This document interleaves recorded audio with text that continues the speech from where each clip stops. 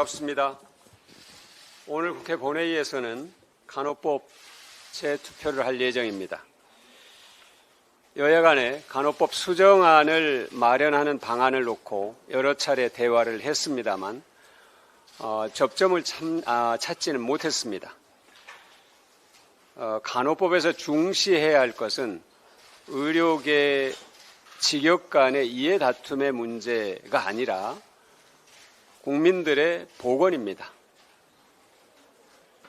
누군가의 도움 없이는 병원에 갈 수 없는 국민이 100만 명이 넘습니다. 그리고 그 숫자는 앞으로도 더욱 늘어날 것입니다.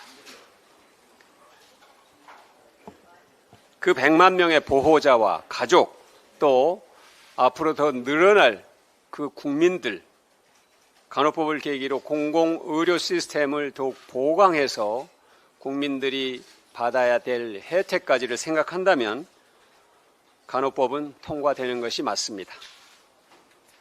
오늘 간호법 재투표는 중대한 4가지 의미를 갖습니다. 첫째, 국민의힘이 국민과의 약속을 지키느냐 아니면 폐기하느냐입니다. 둘째, 국민의힘이 국민의 건강권을 귀하게 여기는지 아니면 가볍게 여기는지입니다. 셋째, 윤석열 대통령이 거부권 정치를 끝내고 야당과 정치 복원, 나아가 민생 회복의 길을 열겠다는 의지와 진정성을 갖고 있느냐를 보여줄 것입니다. 마지막으로 윤 대통령이 국민 통합의 국정 운영 기조를 중시할 것인지 아니면 지금과 같은 통합과는 거리가 먼 길을 계속 가실 것인지 선택하는 것입니다. 국민의힘에 거듭 촉구합니다. 100만 명의 간절한 국민과 절박한 가족들의 아픔을 외면하지 마시기 바랍니다. 국민의 편에서 재투표에 임할 것을 다시 한번 간곡하게 호소합니다. 지난 1년 동안 대한민국의 양극화와 불평등의 속도가 빨라지고 있습니다. 통계청이 발표한 가계동향조사 결과를 보면 소득 상위 20%의 월평균 흑자액은 374만 원입니다. 흑자율이 42%에 이릅니다. 반면 하위 20%는 월평균 적자가 46만 원으로 지난해보다 소득이 47%가 줄었습니다. 초부자 감세와 긴축재정, 고물가와 경기 침체로 경제적 약자들의 고통이 더욱 커지고 있습니다. 사회 초년생의 중산층 진입의 꿈은 더욱 힘들어졌고 가난은 더 가난을 부르고 있습니다. 서민과 중산층 역시 경제적 어려움에 불안해하고 있습니다.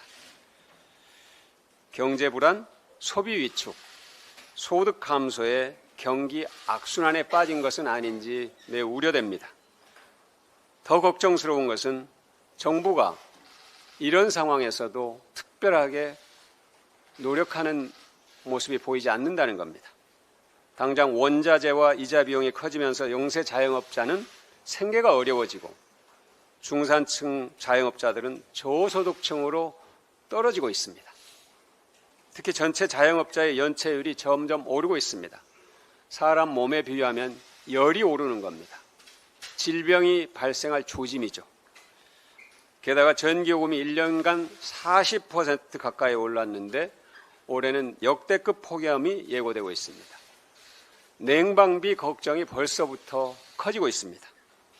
정부에 제안합니다. 우선 취약계층을 위한 에너지 추경을 편성하는 것을 비롯해서 할 수 있는 모든 정책 수단을 당장 동원해야 한다는 것입니다. 경제정책은 실질적 효과를 얻기까지 몇 달의 시차가 있습니다. 그래서 지금 시작해야 합니다. 당장 추경을 논의합시다.